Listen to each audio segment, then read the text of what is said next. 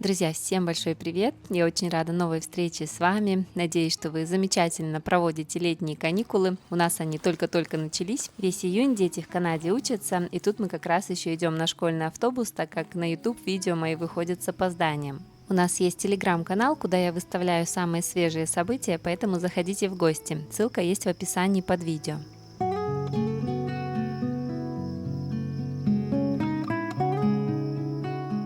Видео я снимала в одну из пятниц, в тот день нам привезли новую стиральную машину и сушку. Давно хотели их поменять, так как наши старые машины прошли с нами почти всю стройку и пришло время их заменить. Машинки были в отличном рабочем состоянии, но с абсолютно простыми функциями. И когда мы решили купить новые, то я уже искала что-то получше. Мне хотелось, чтобы и в машине, и в сушке был режим обработки пара, так как он гораздо эффективнее справляется с загрязнением и сложными пятнами, а при сушке помогает уменьшить складки и заломы на одежде. С выбором я тоже долго не думала, почитала отзывы на некоторые модели, посмотрела, что в Costco продается то, что мне нужно, и по интернету сразу все заказала.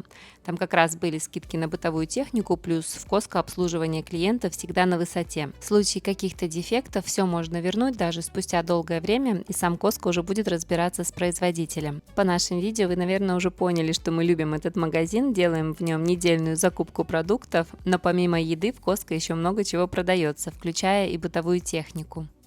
Друзья, сейчас я приглашаю вас к себе на кухню, так как хочу поделиться рецептом миндального молока. Сегодня я расскажу вам, как делаю обычное миндальное молоко, ванильное, а также шоколадное.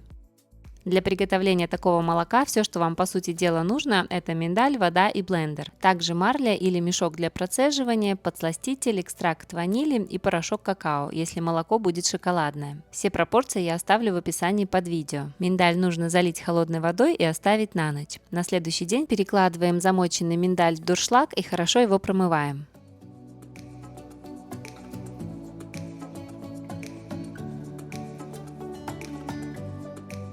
Промытый миндаль добавляем в блендер и заливаем холодной водой. В классическом рецепте всегда соблюдают пропорцию 1 к 4, то есть на 1 стакан миндаля добавляют 4 стакана воды. Но чем меньше воды, тем более насыщенный вкус у молока, поэтому вы можете сами это регулировать. Включаем блендер на большую скорость и все хорошо взбиваем в течение 2 минут. Вода должна стать белой, похожей на коровье молоко. Полученное молоко процеживаем через марлю или мешок для процеживания и переливаем его в стеклянную емкость. Хранится такое молоко в холодильнике в течение недели.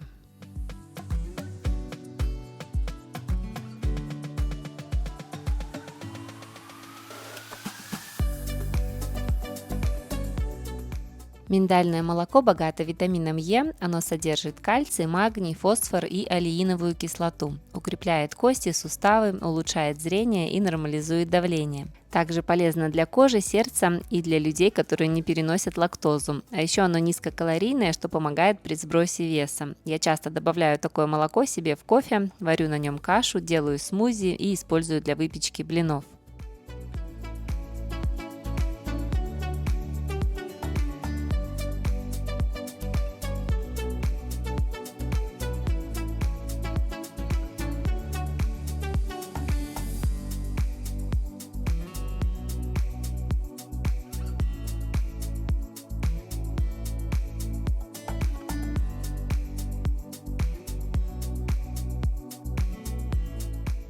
Для сладкого варианта в блендер помимо воды и миндаля также добавляем экстракт ванили и любой подсластитель. Я использую кленовый сироп, можно добавить мед, а дальше все то же самое. Хорошо в течение 2 минут все взбиваем, процеживаем и переливаем в стеклянную емкость.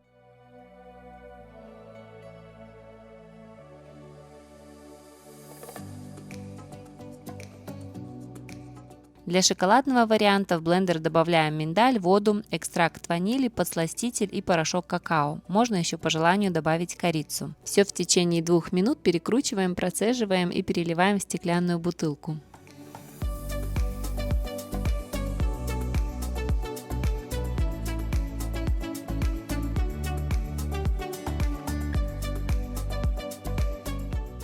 Все довольно быстро, просто и самое главное это то, что домашнее миндальное молоко не содержит рафинированный сахар, консерванты и стабилизаторы, в отличие от магазинного. Мякоть миндаля я использую в разных рецептах, добавляю в смузи, в выпечку, в рецепт мороженого, в кашу и творог. Когда мякоти много, то я храню ее в замороженном виде. Для этого при помощи ложки для мороженого выкладываю небольшие шарики на пергаментную бумагу, замораживаю их, перекладываю в пакетики и потом уже при необходимости использую в рецептах. 4 шарика – это приблизительно 1 стакан мякоти.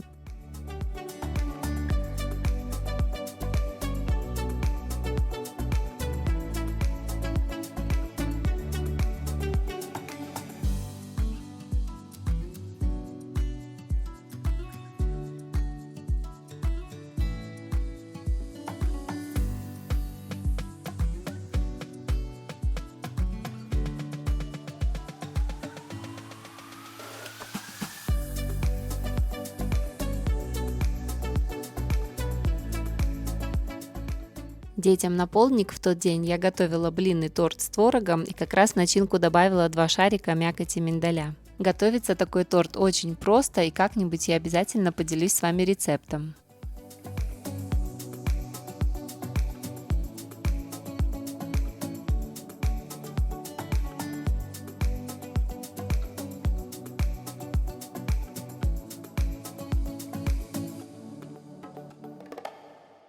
Вечером в тот день у нас была запланирована поездка в Costco. Обычно мы берем с собой кого-то из детей, и в этот раз с нами поехал наш самый маленький помощник. Вообще Мартин очень любит ездить на закупки, особенно в Costco, так как там часто дают что-то на пробу, и он обожает пробовать разные вкусняшки. Даже машину помыли.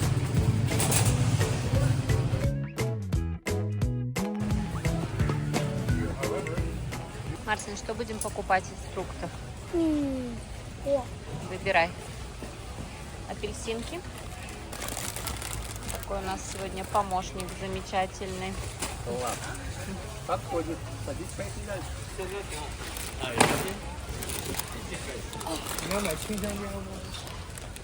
Будем готовить имбирный шот. Яблочки грузим. Вот молодец какой. Что еще будем брать? В Costco мы всегда берем фрукты, овощи и имбирь, так как все время делаем имбирные шоты. Рецептом шотов я как раз делилась в прошлом видео.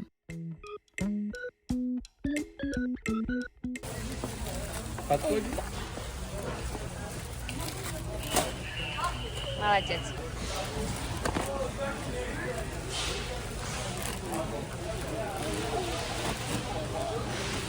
Пойдешь со мной в холодильник? Ты уверен, Мартин? Также в этом магазине мы обычно покупаем ягоды, разные салатные листья, мясо и рыбу.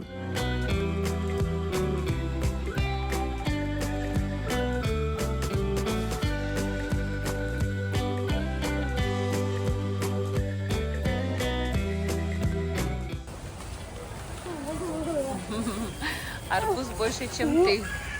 Ух ты! Вот этот говорит. Вот это? Ну что, спелый арбуз?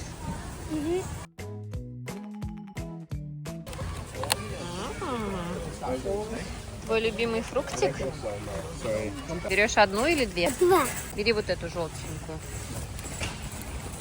Как она пахнет вкусно.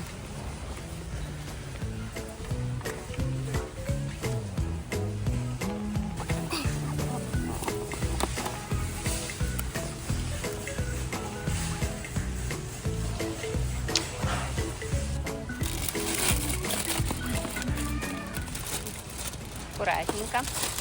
Вот молодец. Отдыхает наш помощник, устал.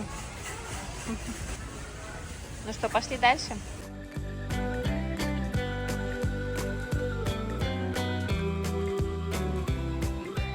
Из мяса обычно берем куриное филе, иногда крылышки, голени. Также периодически покупаем говяжий фарш или фарш индейки. В этот раз Андрей еще решил взять сырой бекон и запечь его на костре, чтобы дети могли попробовать то, что мы в детстве часто ели – сало и картошку, запеченные на костре. Забегая наперед, скажу, что всем детям наша белорусская еда очень понравилась, и теперь они с нетерпением ждут следующего раза. Давай.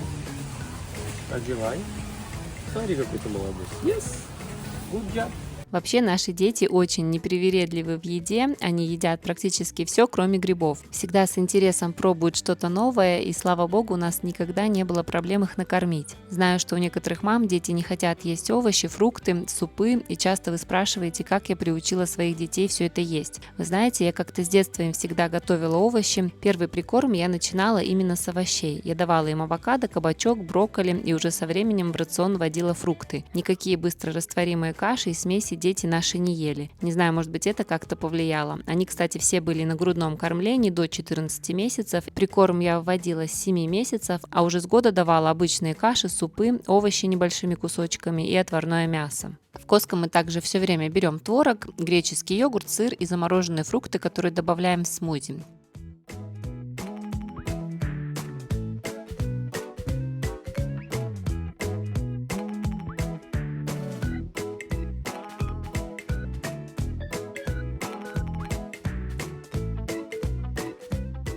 Периодически берем замороженное филе красной морской рыбы и котлеты для гамбургеров.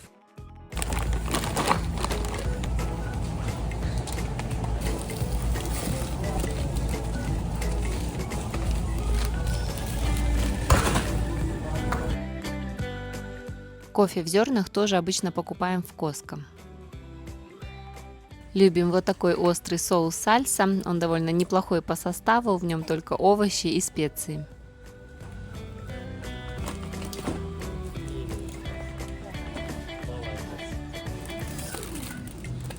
Это сухие морские водоросли.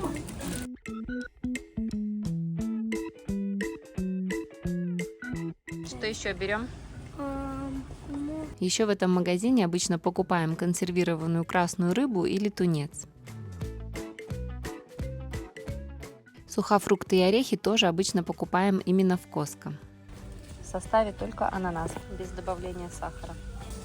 Остренькие крекеры. Да. Будет вкусно, не будет? Давай попробуем. Не залетай сюда. Уселся? Поехали. Поехали. В тот вечер мы еще купили батончики гранола, фруктовую пастилу и вот такие небольшие шоколадки с клубничной начинкой. В магазине у меня сел телефон, поэтому съемка прервалась. Вся закупка в Costco обошлась нам почти в 600 канадских долларов. Тут у нас уже следующий день, суббота. Утро началось с установки стиральной машины и сушки. В этот раз мы впервые купили комплект, который управляется одной панелью. Обычно, как вы знаете, стиральная машина и сушка продаются отдельно и имеют свою панель управления. Их можно поставить рядом друг с другом, или же можно сушку поставить сверху на стиральную машину колонной. Но тогда не очень удобно дотягиваться до верхней панели управления. Эти же машины сразу продаются колонной, посередине имеют общую панель, и это, конечно, очень удобно.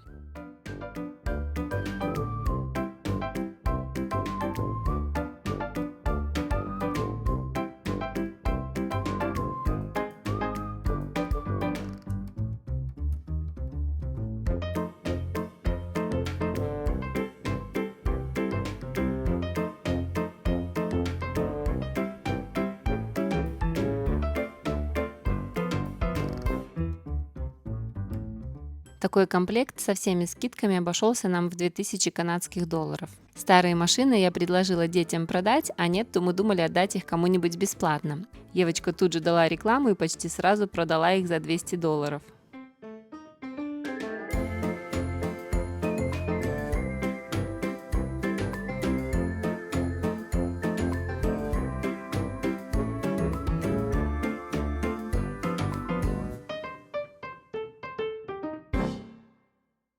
После установки машин у нас был обед. Ева приготовила суп с фрикадельками. Знаю, что рецептов приготовления много, и я сама в одном из видео делилась рецептом этого супа, но вот у Евочки он всегда получается каким-то особенно вкусным, поэтому теперь этот суп готовит только она.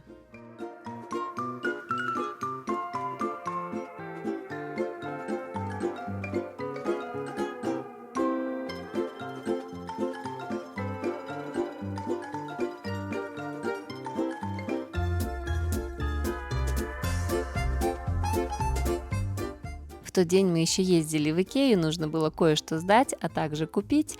Не знаю, если везде так, но у нас в Икею можно вернуть вещи в течение года. Главное иметь чек. Поэтому мы не всегда быстро все возвращаем, может пройти время и насобираться несколько вещей, тогда мы все за один раз отвозим. В случае, если чека нет, то деньги возвращают в виде подарочной карты, которую можно потратить только в Икее.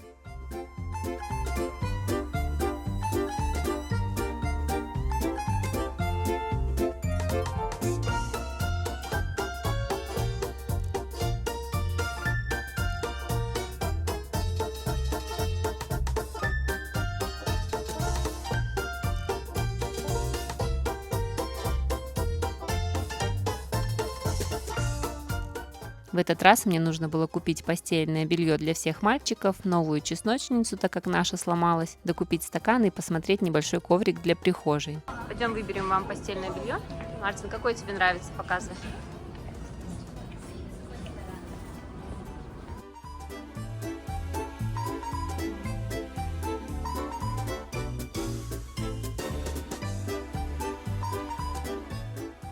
Я хотела взять мальчикам вот такое.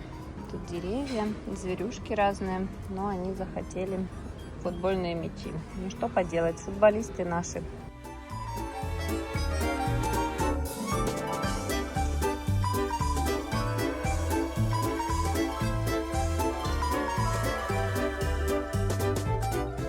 Вот Риана новые варюшки.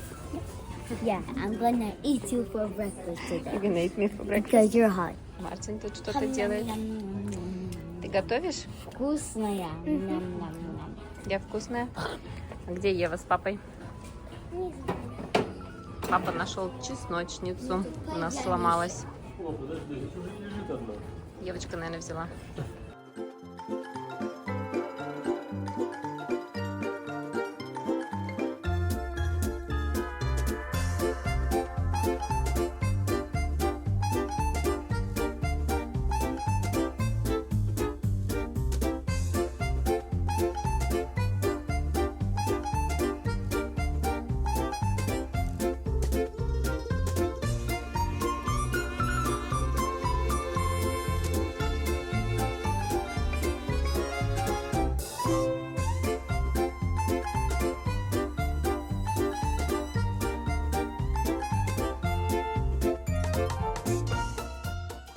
Марку купили 2 комплекта постельного белья, один зеленый, а второй вот такой вот двухсторонний. Ставлю сейчас видео его комнаты уже с заправленной постелью.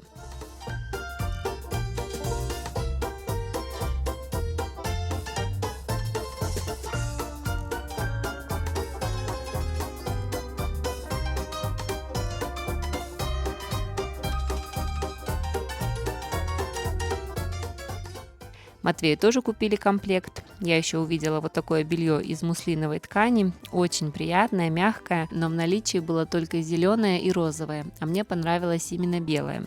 У наших детей раньше все время были муслиновые пеленки, и они как прикосновение облачка, очень мягкие.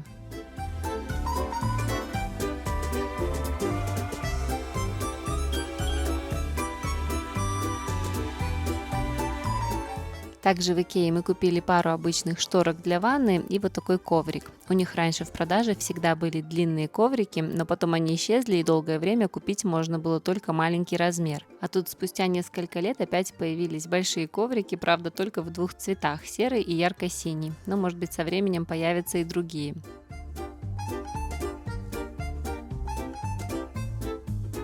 Еще я взяла себе вот такой пластмассовый контейнер для хранения мочалок и щеток для уборки. Еве нужна была лампочка. Ну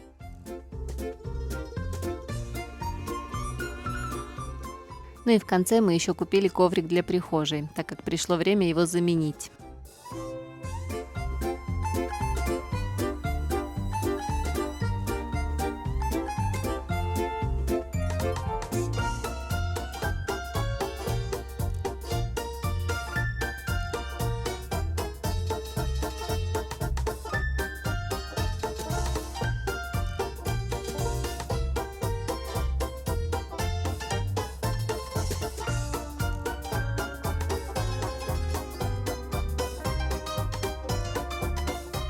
Потом в конце нашего шопинга, уже перед выходом, дети купили себе мороженое, а мы с Андреем кофе.